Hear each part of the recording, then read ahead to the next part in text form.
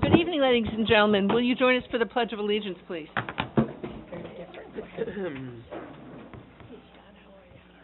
I pledge allegiance to the flag of the United States of America and to the republic for which it stands, one nation under God, indivisible, with liberty and justice for all. Ms. Mason, roll call, please.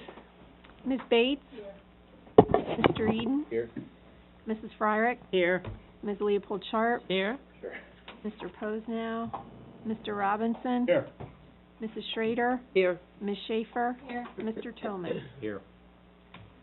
We welcome you to our meeting this evening. This is our monthly planning meeting, which means there'll be some items of discussion, and after each of those items, there'll be an opportunity if you'd like to pose a question. We don't engage in back and forth conversation, but you're welcome to pose a question or present something for up to a 5-minute limit. You would address those comments to the chair. At that point in the meeting, you just come up to the mic and tell us your name and address. We'll do that after each of the topics. There is also a time now and at the conclusion of the meeting if you would like to do general comments about anything. Dr. Merkel, we still have some presenters with us this evening? We have two that I think might be coming up at this point. Okay. And so you're welcome to do that now or to do that at the conclusion of the meeting, whichever you prefer. So I will ask now, are there any public comments? You can go now or you can go later. Either one's fine. Get it out of the way. It's good. Yeah, right. And then we can leave. Sorry, I need to be recording. Presentation. For the students. Or just to prove she's Maybe they decide to go. Are you doing water? Are you on the water? I think she has, looks like she has Water hands. man. Thank you. If you can reach it. So I have, some cameras for each of the... Why don't you step to the mic and introduce yourself, name and address. Hello, my name is Livia Demopoulos. My address is 850 Plymouth Road, York, PA 17402. So I would like to talk to the school board today about the importance of the arts, and I have a handout for each school board member. Just feel free to pass those around. So please take one and pass it. And I'll just let you know that Ms. Irwine is the timer, so she has little cards she'll hold up when you have 1 minute remaining or 30 seconds remaining, okay? The lady in the corner. I did share a visual presentation, but if necessary, the visual presentation is on the handout, so I can just present it this way. That's absolutely fine. Okay. So I did the survey of the high school. 146 students took the survey, and these are some of the results. So I asked students if they thought the arts were important to have available in schools, and 97% of students thought that they were. I asked if they thought that the arts made school interesting for them. 81% said that they did. 83% of students said they were involved in the arts at York Suburban, and 89% of students involved in the arts found it enhanced their overall well-being. So there was an open-ended question which asked why students feel that it enhanced their overall well-being. And one student answered, the arts gives students a way to express themselves in the way that they are unable to do in other academic classes. Without having a period in the day where I can give my brain a break and do what I love, sing, I would find myself much more stressed out. Psychologically and neurologically speaking, the arts engage the right hemisphere of the brain much more than most academic classes, which is to say primarily, engage the left hemisphere. An additional student responded, the arts allow students to find themselves and flourish. Without the arts, I would not have a creative outlet to explore myself as a person. The arts allow me to express myself and find a common ground with others who love them as well. Without the arts, I would not be involved in extracurricular activities and would not be nearly as open and expressive. So my research paper was about the importance of the arts, so here are some facts from it. The National Center for Education Statistics found that music participants receive more academic honors and awards than non-music students, and that the percentage of music participants receiving A's or B's, and B's was higher than the percentage of non-participants receiving those grades. since the next one was a chart, I paraphrased it. Students who took the SATs in 1999 who were previously involved in acting or play production scored much higher than those with no arts coursework, with acting students scoring an average of 543 compared to 477 on non-acting students on the verbal, and 532 compared to 492 on the math. Moreover, the National Endowment for the Arts concluded that poor students involved in the arts, 1, outperformed their peers with low levels of arts engagement on academic, civic, and behavioral measure.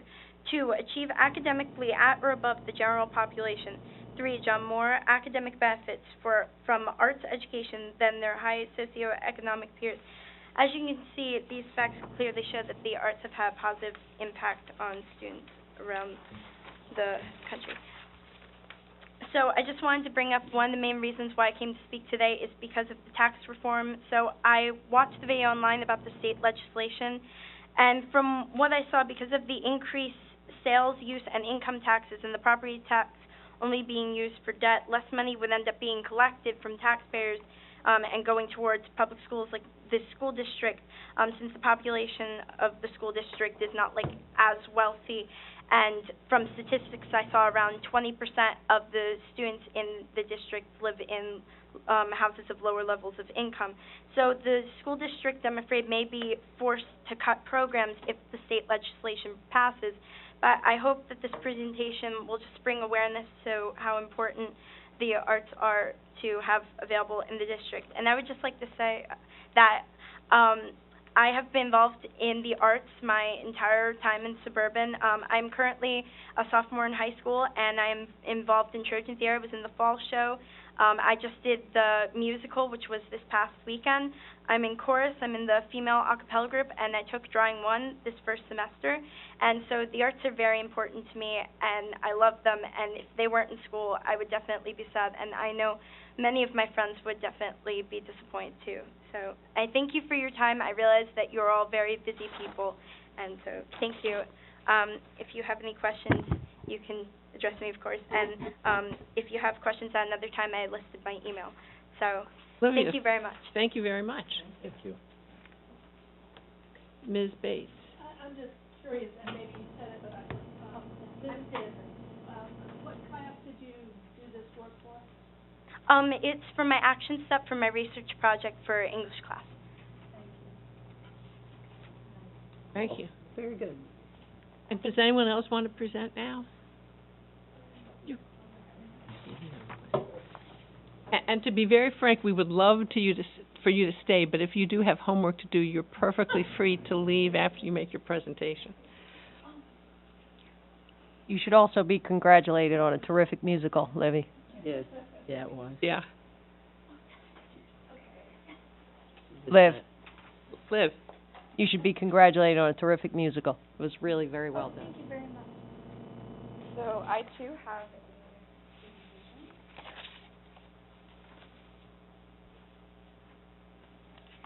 Okay. Hi, my name is Kierlyn Coleman. My address is 341 South Kershaw Street. So today I'm going to be talking to you about gym class in our high school. Before coming here, I created a survey for the sophomore class, as I am a sophomore. I created it that could be used for anyone, but I decided to use the sophomore English classes because it's easier to get a large number that way. I emailed this survey to all of the teachers, and they had their students who wanted to participate take this survey. So all the data that you see in this packet is from that survey. I have the questions listed at the top and either a graph table or short answers that the students provided me with. So the first thing that I asked them was, do you participate in sports? 67% of the 117 responses said that they were, and the other 33% were not. So with that in mind, I have these questions directed to them. The first question that I asked was, if you participated in a sport, what are your thoughts about exercising in gym on top of your scheduled practices? Keep in mind that most students' practices are 2 to 3 hours every night. Some have it in the morning in addition, and on Saturdays as well. So some of the responses said, I think that it is irrational and excessive. Students who are already getting plenty of exercise should be using this time to take other classes or take a study hall. Gym class does not provide anything I would get out of regular practices and is simply a waste of time and energy. I think that gym class is not helping me improve my physical fitness any more than my sport is. Also, gym class gets in the way of tapering for swimming, which is a way to get rest in the sport of swimming. It is a lot some days. Sometimes I am really sore from practice the night before and then try my hardest to work in gym. It is a lot of work. So you can read through the rest of the responses. There's a few more in there. The majority of our student athletes feel that gym is an inefficient, non-beneficial way to require exercising on them. So it brings me to my next topic, which is injury. Injury can come from a lot of things, but something that in recent studies, coaches, orthopedics, and athletic trainers have seen an alarming increase of overuse injuries in teens and younger. This excessive exercise can damage tendons, ligaments, bones, cartilage, and joints, and when minor injuries aren't allowed time to heal, they often result in long-term damage. These are some sources and concrete details I used in my research paper. I interviewed a 15-year-old York Suburban athlete, India Satcher. She is a freshman, and she told me that I have had reoccurring shin splints for the past 2 years now. So she told me about this in our interview, that in middle school a few years back she got shin splints and was never given the proper amount of time to heal due to her sport and the gym classes that she had to take. So I decided to ask in my survey, if you participate in a sport, what are your thoughts about exercising on, just kidding. The next one was about injury, like if you've ever had a overuse injury and what did that do to you in gym class. Some responses that I got were, yes, I got shin splints from running on the floor, which made track harder. I still had to participate in gym. The teachers will not believe you when you are injured and will think you want to get out of class. According to Van Howe, my injury was insufficient. I was struck very hard in the leg with a soccer ball and was unable to walk correctly for over a week. I was still forced to participate and got lower grades because of my injury. Lots of students that say that they've gotten overuse injuries, such as shin splints or just getting hurt while in gym class, they are still continue to participate in gym and give their full effort. This is very taxing on them due to the amount of exercise that they do every day. So my final question for my survey was, should gym be required for athletes? About 57% said no, and about 27% said yes, and 17% was unopinionated. So why I'm here is to explain to you the benefits of you making gym class not required for student athletes so that they can get the rest that they need to heal their injuries, and that they can continue to excel in academics, because in replacement of gym class they would have a study hall, and to also prevent future injuries by overuse. So thank you. If you have any questions, you can ask. Ms. Bates. Yeah, again, was this done for an English class? Yes. And are you, do you participate? I do. I am a swimmer. Yeah. Ms. Yeah. Schrader. Has anybody ever mentioned to you that the class is actually called physical education, and the room where they have the class is the gym? Yes. So in your survey, you didn't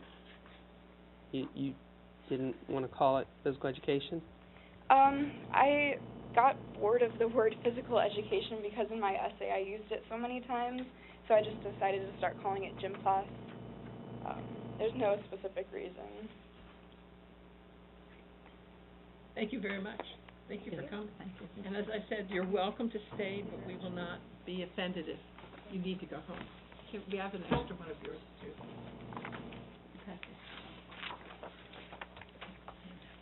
Is there anyone else here from the public who would like to speak now at the beginning of our meeting? If not, let's then move on to the board president's report.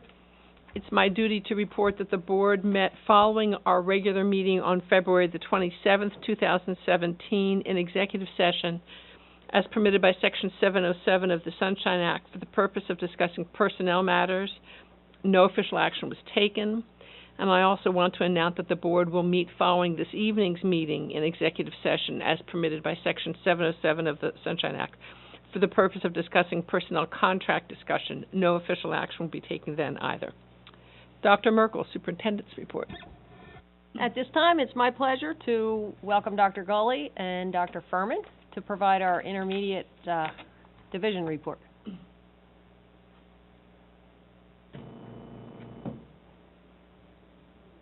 Do they need to be at the mic so that it picks it up, Mrs. Irwine? I think their classroom voices will be picked up regardless. But Mrs. Mason, if you want to turn yours on and turn it over that way, it can only help. Thank you, Dr. Maloney. Thank you for the opportunity to present to you this evening. When we were planning our approach to this, we decided that we had a very strategic recipe, if you would, for success. And we shared some very common ingredients, but one of the beauties of being at York Suburban is we are allowed the latitude to let our own style show through in that, our own strengths, and respond to the needs of the people inside of our building. So that being said, you're going to strategically collaborate with us so that you have a snack for executive session this evening. And so each one of the ingredients that you have before you represents some of the ingredients or the secrets to our success. There is a large gallon-sized bag there with you. So if you want to just start, if you want to go ahead and take your snack and dump yours into that and then pass the larger bag around while we're presenting. You can see I focused in. I feel like crumb bumming. I told you they weren't all yours.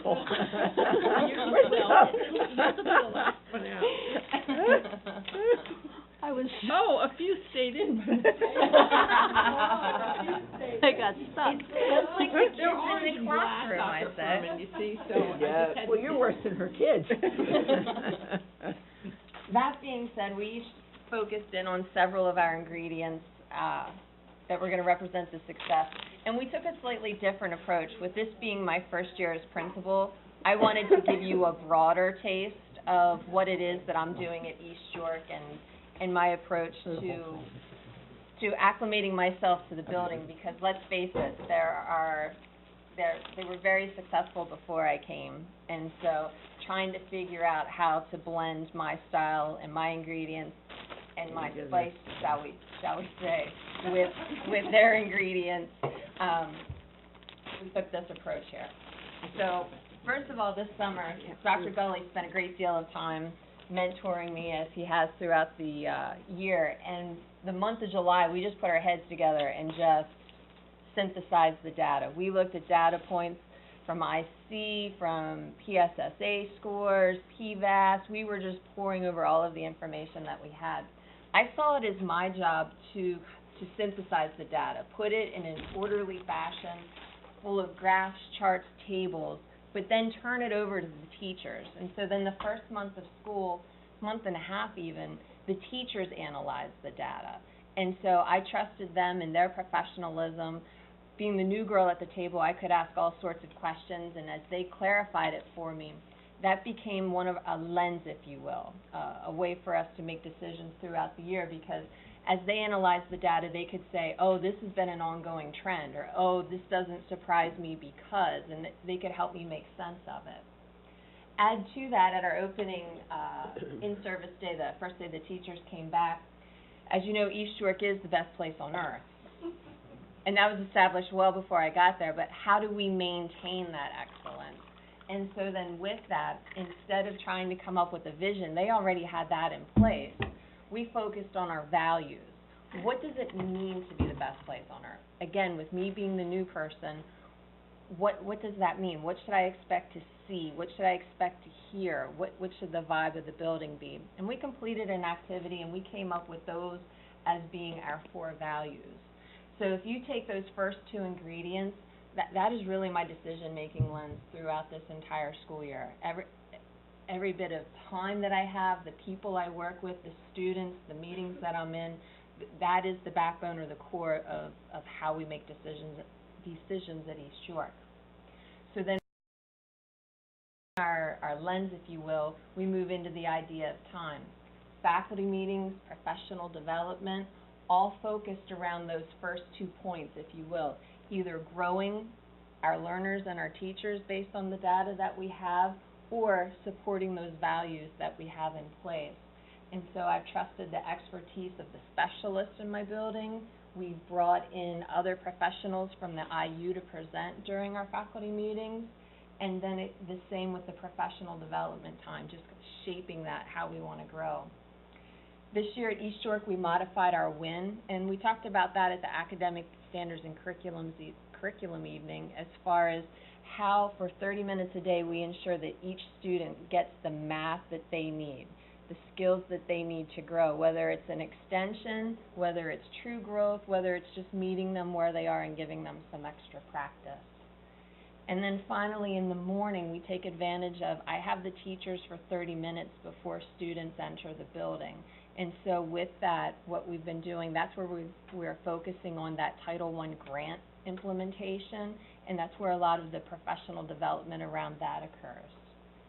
Add to that, none of this would be possible without the people that I have. I have a fantastic transition team that represents some of the specialists, the classroom teachers, and we meet about once a month and we look at things, the way things used to be done, what worked, what do we want to tweak, what do we want to put our own stamp on and moving forward to make sure that we continue to keep East York on the right track.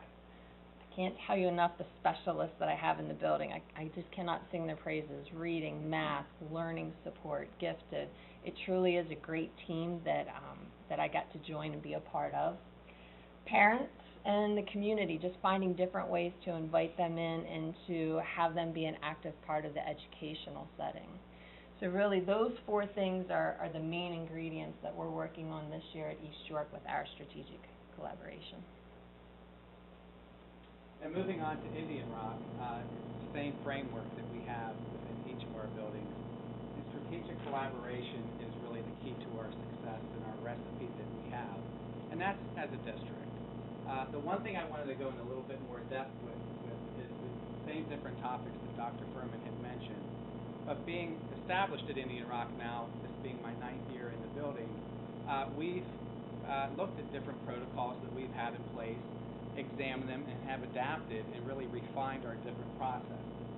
And so I broke that down into 4 different areas. And this total participation techniques that you see on the far right does tie in with our faculty meetings that we have, but I'll get to that in a little while. But some of that with the faculty meetings, we have really examined this year as a staff looking at our students. And again, this is across the district. But really what motivates our students. So many times our students of past were always very intrinsically motivated, but now we're finding it more of a challenge with some students. And so the idea is, rather than saying, okay, well, we just want you to conform to the way we do things, it's really looking at different ways that we can engage them through instructional strategies. But what we've tried to do is really try to understand what motivates them. And so as a staff, we get together, and through our meetings each month, we take 10, 15 minutes every meeting just to talk about our students. And the great thing about all of us in YS is having those great relationships with our students. And being in an elementary school, we really get to know kids, but not only kids, but their families too. So while academics is the #1 priority, it's really about understanding where kids are coming from, and the challenges they sometimes have. We're not lowering expectations by any stretch, but just fully understanding students. And then the idea is, in the classroom, us brainstorming together as a staff, how do we motivate those kids? For some kids, they just do it. For other kids, they need different rewards, they need different plans, and it's really just trying to get a pulse on what their needs are. And so each month, we really have taken some time to, again, just trying to understand our students. At each of our buildings, we have a student needs process. So again, those students that go through, we always hit the academic support, but sometimes it's that social, emotional piece and behavioral that we sometimes have to examine. But through those faculty meetings, those are the different types of things that we have done. I will jump to these total participation techniques and sort of tie that in with the faculty meetings. One piece that we've done this year that has worked very well, and this is something that's also done at the primary level, but when we stop and think about what is it that we want to provide to kids within the classroom, I know we've always heard about brain breaks that we provide for kids. There's also these 4 different areas too, like on the spot, hold-ups, movement, and note-taking. This whole approach is really how do you increase engagement for students. And some different example on the spot is really just some cooperative groups that we provide for kids. And there's a listing of a lot of different activities and strategies. Hold-ups are usually like the whiteboards that kids use, or they have different cards that they use for multiple choice or short answer, but it's getting them to move within the classroom. The movement obviously is to get up and move, not stand and deliver just like I'm doing with you right now. And then note-taking, a lot of times it's just taking quick jotting things down on Post-it notes, whiteboards. Sometimes just give a word, do a word splash, different things just to keep kids cognitively engaged. And so what we do during those faculty meetings is take 15 to 20 minutes, and what teachers do, some of it we do together, but some of it's just discovery. And then getting together as a staff to say, okay, these are some different strategies I want to try. And so teachers pick 2 every month, and then they take those back into the classroom. They try them out, and it can be in any different subject area. And then what they do is they then record whether it was effective or not, or how they used it, and they record it on a Google Doc. So every teacher is responsible and accountable for using some of these different techniques. And then when we get together at those faculty meetings, it's coming together to really just talk about, strategically collaborate on what's effective. So those are just a few ideas of what we've used during faculty meetings. What I want to touch upon with WIN, and academic standards, we both talked about that. East York has been using WIN now for a couple of years, and we haven't. We've had different supports, but we're finding again that there were really a lot of true benefits, and we were sort of stealing some ideas from East York for their effectiveness. But what we had to do as an Indian Rock staff was really to come up with a protocol. What was our practice? What were our non-negotiables and what we needed to do? And probably for the first month of school, by each grade level, we used the math and reading specialist and myself, and we really brainstormed together. I mean, it really was a collective effort. And the idea was just really to come up with what's best for kids. Like, what's something that we can do to give them an extra shot in the arm of something academic? And again, we took a lot of the strategies from East York, but what we have come up with is every week we focus on different skills. So every classroom, for the 90 minutes within a cycle, we're providing an additional math support within the classroom. And what we've done is we've used study island assessments, everyday mathematics assessments, and we focus on certain skills. So you would think, okay, we're assessing them every cycle, and that sounds like a lot, but it's really to get a pulse on them. You know, like 8-10 questions throughout the course of a cycle. We gather that data, and then what happens is every week on a day 6, we meet and discuss and say, okay, who's performing at this skill, who's still struggling with it, and then that determines our next groupings for the next cycle. And that's how we do it. And we break it into 3 different groups, stations within the classroom of our low, medium, and high students. Because it's not just about remediation for students, but for those kids who already got it, how are we really truly extending their learning? So that gives you a little bit idea of our WIN, but again, it's almost like individually assigned for those students. And what's nice about it too is the groups are fluid. So if somebody's doing really well with telling time, you know, they might be in a medium track for that week. If they struggle with it, we sort of just determine what those groups will be each and every cycle. So it's really what they need is what we do. And then lastly, I just want to talk about our ELA meetings, and that's our English Language Arts. And again, it's the same type of thing. We both have gone from a DIBELS assessment that we used to use to something called, or a DRA, now to a DIBELS. And what we have done is we have really looked at the data. Again, just really understanding what kids can and can't do. And it's working through both our math and our reading that we have with our specialists to pull kids out in different groups that they might need to enhance their instruction with it. But again, every week we are meeting. And the idea is strategic collaboration. It's getting the teachers together to talk about what's working well within classrooms, what's not. And every cycle we're meeting with teachers. And for us as administrators, I think the beauty of it is rather than trying to come up or having that teacher in isolation trying to figure it out, we bring them together. And it's really coming up, again, to that recipe for success for every student that we have. So that goes into a little more depth of what we're doing, but very similar between our buildings.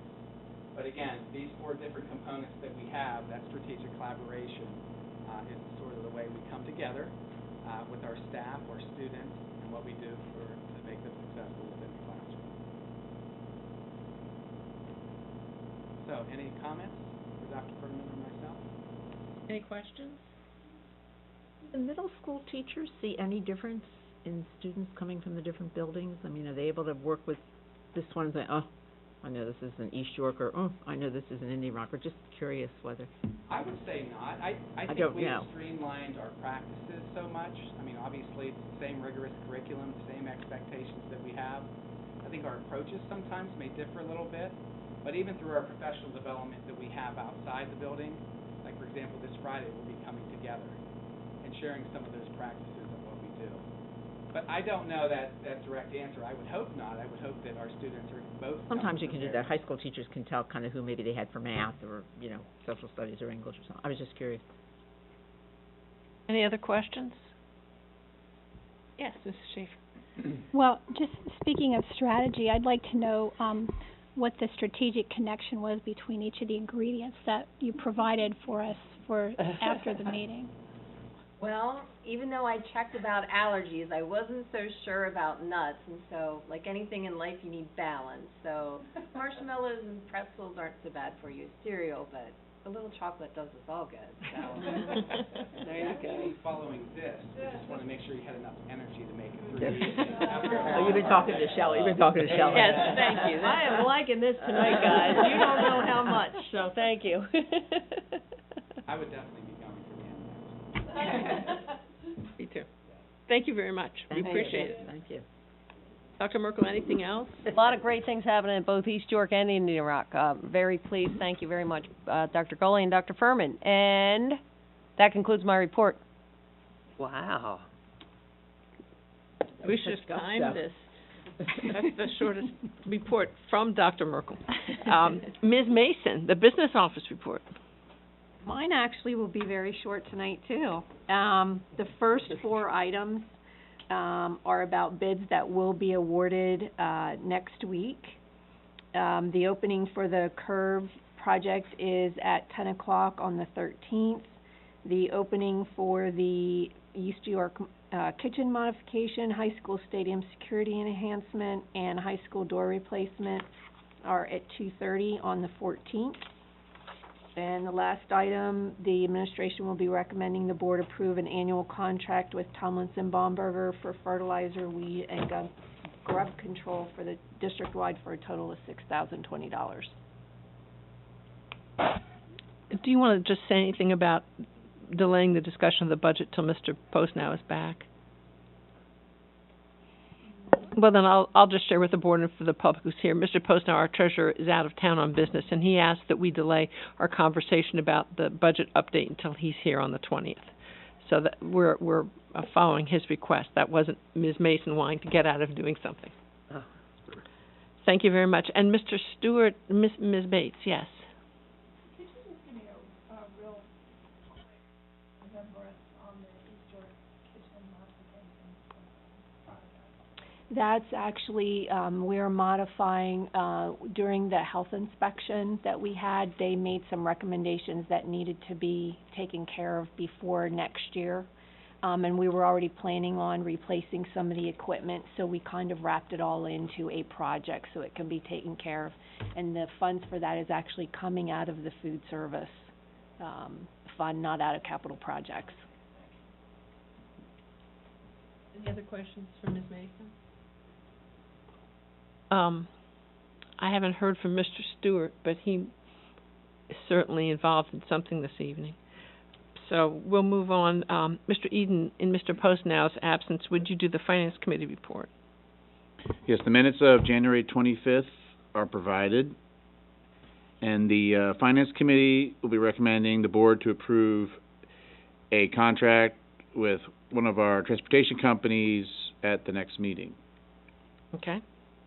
And the committee also discussed advertising in the gymnasium with banners, and the committee will be recommending that we do not do this based on appearance, time spent by administration, and I can't remember the other reason, but precedent and worrying about what will go forward with that. Okay. Thank you very much. Any questions for Mr. Eden? Was I'm sorry, I wasn't at the meeting. Was this discussion about the advertising and with the banners and all just in the gymnasium? I believe so.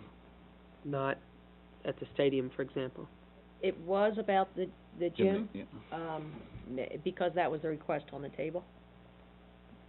I'm confident the finance committee could develop an opinion. No, I just want, And Greco for yeah, something further if interested. clarification Yeah, on but that. it I was just specific wanted- to the gym, because that was the request on hand. Okay. Okay, thank you. Mr. Toman, the policy committee report. The policy review committee, discussed the operation for the future of the committee, and the committee will be recommending the following, procedure. That committee meetings are held on a quarterly basis to review policies that are identified for revision by the Pennsylvania School Board's Policy News Network quarterly reviews, or are that are identified for significant revision by the administration, or those identified by the board. Administrative reviews of the policies will be done on a cyclical basis, so that the administration, not the board or the committee, will be reviewing the policies on a cyclical basis. And the board planning committee meeting agendas would contain policy review committee report that was divided in 3 sections.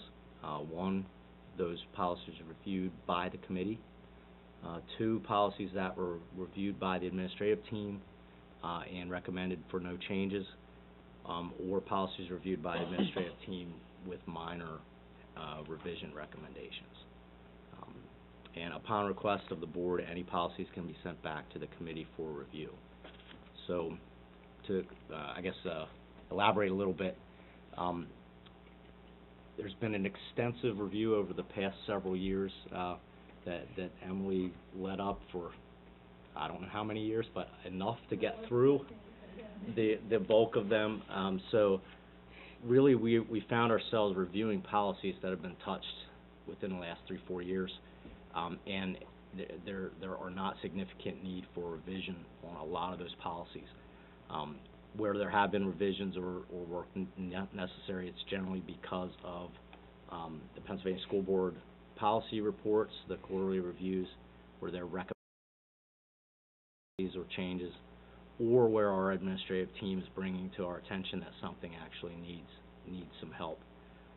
So we felt that we could reduce the frequency of the meetings and rely really on that input from the administrative team and from the quarterly reviews to tell us where we needed to focus our attention on the policies. So, any questions from anyone or thoughts on that? Questions? Would you recommend that this begin with the second quarter, with the month of April, or with the beginning of the academic year? Have you talked about a timeline? I think we were looking at starting it pretty much immediately, so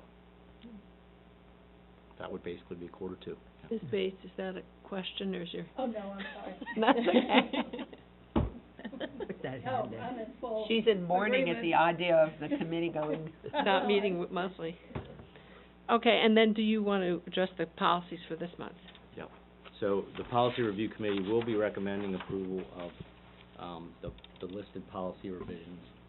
We have about 10 up there, and the majority of those are no recommended changes, which is one of the reasons why we re-looked at the operation of the committee. Any questions on any of those policies that are listed?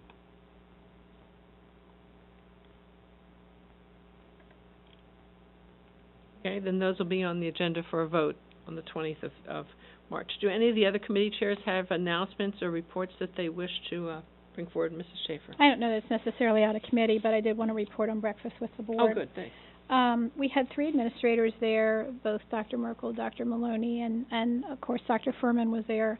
I think we had a record number of board members this time, 5 board members, and I apologize, but I neglected to count the number of staff, a significant number. The majority. Yeah, okay. So Really really all the way nice turnout. And lots of engagement. The conversations weren't limited to just a few. Many participated, so that was a pleasure to interact with everyone. There was lots of discussion because of the timing of the meeting. It was the morning after the emotional support vote that we took at last month's meeting, bringing them back in-house. And so a lot of our discussion was focused on that. We also talked about some of the emotional stress that occurs when it's test-taking time and the coping mechanisms that are utilized for students for those periods of times, which could be group sort of strategy, I guess, if you will, or individual, and lots of the children even support each other, so that was mentioned as well, but there were many that supported or were engaged in that conversation. We also, I would also say that this concluded the 2-year effort of getting to all the buildings with breakfast with the board, and with that being said, the notion is that perhaps this should be on the next fireside chat agenda to just see how that was viewed district-wide and see if it's something that should be continued or if they thought it was valuable. So, Okay, thank you. and I don't know if anyone else who was there had anything else they'd like to add, but That was my first one, and I don't like to get up early, but I really liked it, and I'd like to go to more. I thought it was really beneficial for me, I think administration, and for the teachers. I don't know, I thought it was a good experience, except for the little baby chairs, but it was kind of funny. But no, I thought it was really good. Thank you. Anything else about that? Tell them not to come to Valley View or Yorkshire. There is a baby or Oh, really? Yeah. Then let's move on to the other agenda items. Mr. Robinson, the Lincoln Intermediate Unit report. I'm happy to tell you all we will be convening tomorrow on the outskirts of Metro New Oxford for a monthly meeting, and I'll have plenty to talk to you about at our meeting on March 20th. Will that be your last meeting? It will not. When is that? June, I believe. Oh, okay. Yes. Because you meet monthly. Yes, we meet monthly. And then I will become minister without portfolio. We'll see what we can do about that, Mr. Robinson. Yeah, I'll be available. He'll be available. Thank you. Mrs. Fyrick, York Adams Academy. I have no report this month. Mrs. Schrader, York County School of Technology. My only report is to encourage you to read the mini board report of our last meeting, which is attached. Thank you. Any other board or committee questions or reports? For those of you in the audience, if you click on the orange link, you'll see the committee schedule from now through the end of the calendar year. Mrs. Fyrick. I would just like to say that I've had a phenomenal couple of weeks with all the musicals going on. East York did their little show, which is Mrs. Walschlager's last endeavor, if you will. The middle school did an Aladdin, which was phenomenal, and then we had the high school play this weekend was Pajama Game, and it's really fun to get out there and see all the kids and see how well they do. And kudos to all the parents that built sets and faculty that spent a lot of extra time getting these kids organized. Anything else? Ms. Bates. I just am curious if anybody, but I'm looking at Dr. Merkel, has any information. I had just seen in the paper that Northern may join District 3, I guess, and I was curious, not just the YA, yeah, not District 3, YAI, AA. That's a likely occurrence. The YAI runs, every district gets a vote, and it's near unanimous that they will enter. A lot of schools in York County play them. They've been active parts of our schedules on many of our sports for the last 3 to 4 years. They're eager to join us. Proximity is one for them. Our league runs smoothly compared to many others around the state, even really around District 3. District 3 is a very strong athletic district around the state, and then YAIA is a strong well-run organization. That doesn't mean it's always the most competitive, because the Mid-Penn League is much more competitive than we are, I was surprised that, but it's more about the operation and the systems behind it. And so Northern will be, I mean, they're strong competitors, and they've competed at a higher level, but our teams have been competitive with them in recent years. It makes much more sense, Northern, for us than some other districts that have been added in recent years, that have been much longer trips for us. well, and I was wondering, Kennerdale to Northern, Yes, that's gotta be a Yeah. haul. yeah. Anyway, thank you. And that would start next year, it's like a 3-year cycle or something, thought it was am I year after remembering next. that correctly? So, I believe it starts next year. We're at this, in the second of a 2-year cycle. The schedules, each team's schedule is built on a 2-year cycle, and we're in the second year. That's not true. Next year is the second year of the cycle, and so it would be the following, I believe. I think So it the said vote is 2018. Yeah, correct. Yes, the vote is yet to take, correct. No, but it's likely. Well, that would make sense for them to do now, so they get in on that Right. scheduling. Next year is the second year. I'm just had a conversation about that, so. Other questions? In Mr. Stewart's absence, I guess I could announce that it's the first day of spring sports practice, so perhaps that's where our friend Mr. Stewart is. Anyone in the audience like to speak to us? No? Sir? Any comments, questions? No? All right, thank you. Then we'll adjourn this meeting. The board's going to meet, let's meet at 5 of 8. That would give us 6 minutes.